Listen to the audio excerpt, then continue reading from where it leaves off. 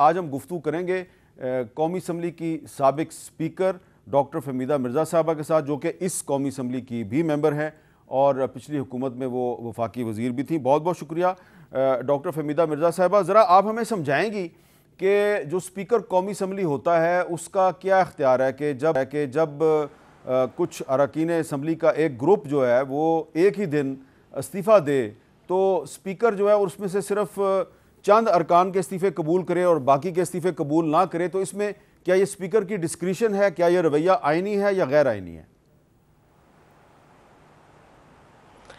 شکریہ حامد صاحب۔ دیکھیں، آپ نے بہت امپورٹنٹ یہ جو بات ہوئی اور اس پہ ہم پچھلے دنوں دیکھ رہے ہیں کہ کافی زیادہ ایک ڈیبیٹ بھی چل رہی ہے۔ دیکھیں، ان لوگ جو ممبرز تھے انہوں نے پارلیمنٹ میں فلور پہ کھڑے ہو کے اپنا استعفیٰ اناؤنس کیا تھا۔ اس میں 123 میں سے ہو سکتا ہے کچھ مسنگ ہو اس وقت، لیکن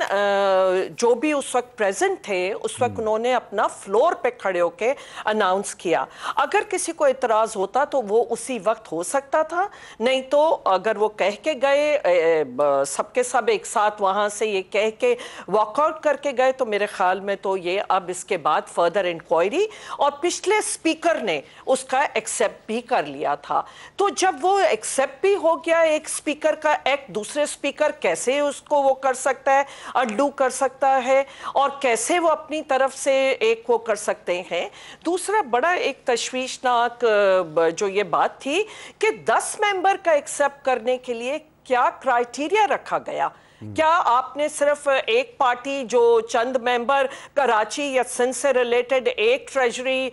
بینچز پہ بیٹھے ہوئی پارٹی کو سوٹ کرتی تھیں، اور چند جو تھے کہ وہ دوسری ٹریجری بینچز پہ بیٹھی ہوئی پولیٹیکل پارٹی کو سوٹ کرتی تھی، اس لیے آپ نے وہ 10-11 پڑھے؟ وہ ان کو اگر آپ دیکھیں تو جو بھی سیٹیں جو انہوں نے ایکسیپٹ کی ہیں ان کے پیچھے کوئی نہ کوئی بیک گراؤنڈ ہے۔ تو یہ چیز جو ہے وہ ایک میلافائڈی انٹینٹ نظر آتا ہے۔ دوسری چیز میں آپ کو بتاؤں، محمد میاں سمرو صاحب ان کے جو باہر گئے ہوئے تھے اور وہ کوئی اپنا بیماری کا وہ کہہ کے جو مجھے انہوں نے فون کر کے بتایا، اور جس کے بعد میں نے جا کے اسمبلی میں یہ دوسرے ممبرز کو بھی بتایا، لیکن ان کے اگینسٹ، اور انہوں نے اس کے بعد جب ان کو پتا چلا کہ اسمبلی کوئی کاروائی کرنے لگی ہے انہوں نے فوراً اپنی اپلیکیشن بھی کی، اور جو کہ میں نے ان کے سینئر ممبرز کو بتایا، انفیکٹ میں نے ڈائس پہ جا کے اسپیکر صاحب تک کو بتایا، تو اس وقت انہوں نے اس کا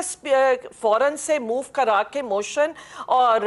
ایکسیپٹ کرا لیا۔ تو یہ جب میں سارے ایکٹ دیکھتی ہوں تو اس میں ایک کلیئر کٹ ایک نظر آتا ہے کہ میلافائڈ انٹینٹ کا۔ ادروائز میں سمجھتی ہوں ویسے تو اسپیکر کا ہوتا ہے، لیکن یہ وہ آپ اسے یہ نہیں کہہ سکتے کہ اسپیکر کا ڈسکریشن ہے۔ اسپیکر نے پورا انویسٹیگیٹ کرنا ہے، اسپیکر نے فائنڈ آؤٹ کرنا ہے۔ تو کیا 6 مہینے میں یہ ابھی تک فائنڈ آؤٹ نہیں کر سکے کہ کون استعفیٰ دے رہا ہے کون نہیں دے رہا ہے؟ اگر کچھ ممبرز ان کو فون کر کے کہہ بھی رہے ہیں کہ نہ ان کا ایکسیپٹ کرے تو وہ بھی پھر کھل کے اوپنلی آ کے ان کا نام لے کے بتا دیں کہ جی یہ لوگوں نے مجھ سے رابطہ کیا ہے اور ان کا میں ایکسیپٹ نہیں کر رہا، لیکن باقیوں نے نہیں کیا ہے تو یہ سارا اگر ہم پروسیجر دیکھتے ہیں، پروسیس، تو مجھے